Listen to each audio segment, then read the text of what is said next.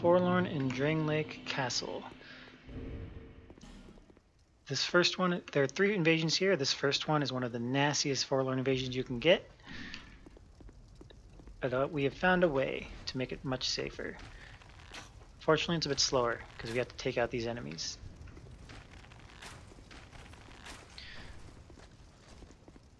These enemies are weak to thrust damage, so you can take them pretty quickly with arrows. If you have poison arrows to spare, you can poison them to speed it up, but you don't have to.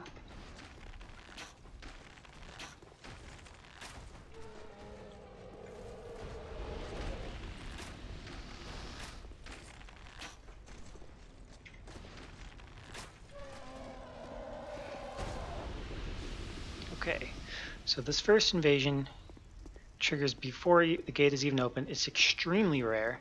I had to run through here like at least 50 times or so before I got one. The invasion trigger is right at the top of the staircase, just a few steps forward. So we're not going to go that far. We're going to open the gate from a distance. Here we go. Now you only get one shot at this because if the enemy dies and he does not trigger the statue, you have to run forward to trigger more enemies or else bone out and come through this whole area again, which is very annoying. So I'm going to come just to the top of the stairs. I'm going to use wood arrows because my bow is too strong. Oh, he saw me. That's okay. I need to push him back a little bit. As he is now, he's actually a little too far away from the statue. So I'm going to use wood arrows, which will 3-shot him. Need to thread the needle a bit. And that should be enough to stagger him back into range, so his soul will go to the statue. There we go. So we haven't triggered the invasion yet, and now we can wait for the gate to open.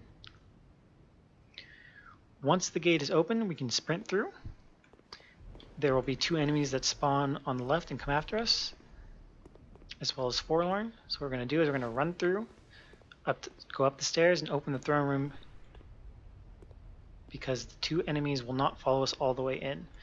So we can get into the throne room to make these other 2 enemies drop aggro, and then we can kite Forlorn around the entrance hall for as long as we need. So let's go.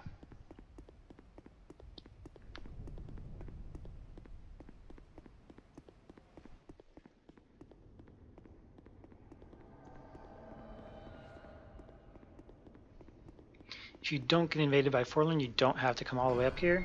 You can if you want. It's safe, but it can be a bit slow. You can pretty easily just kill these guys with arrows. And see, they won't come all the way through. Forlorn will, of course. So we'll shoot him while we have the chance.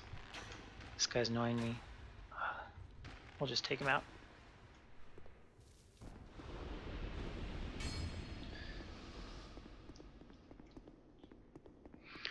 So the other enemy is leaving. Now it's just me and Forlorn. So I can run them in circles around here for as long as I want. There's another invasion that can happen after you enter the gate. So like in this room, but the strategy is exactly the same. You can run up and lose the other 2 guys, and then it's just you and Forlorn, and you just kite them around here just like with this one. Don't like it when he blocks though. Can be painfully slow.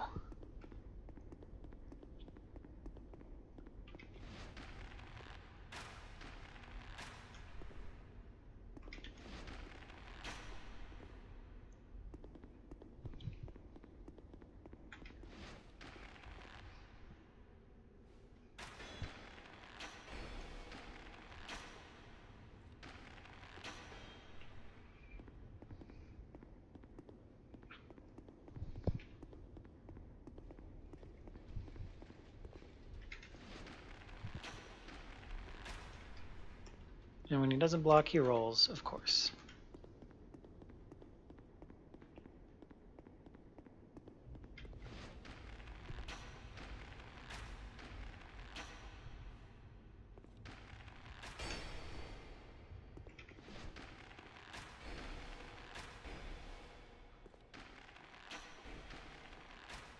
There we go.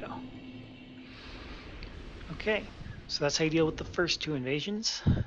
Let's go to the third one.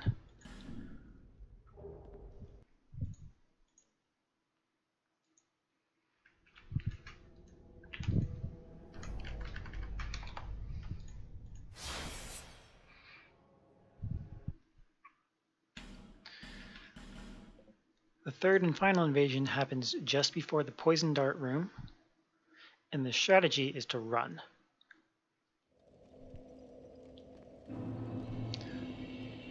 First we're going to get there.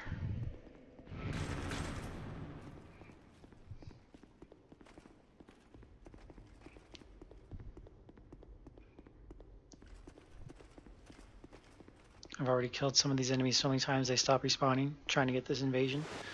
That's why they're gone. Anyway, the invasion triggers as soon as we enter this door. So we need to be prepared to run. We need to be prepared to fight dragon riders right now. So equip whatever you need to equip. Get your stuff ready. And go. Don't pause. Just sprint. Go as fast as you possibly can, and you should be able to guarantee, even if you get a really quick invasion, because sometimes they start a little faster than others. But if you don't pause at all, you should be able to get through those doors before Forlorn can catch you.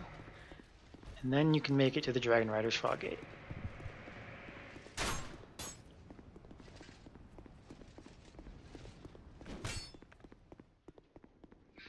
I'm not actually going to fight Dragon Riders, I'll just quit out. But that's the strategy.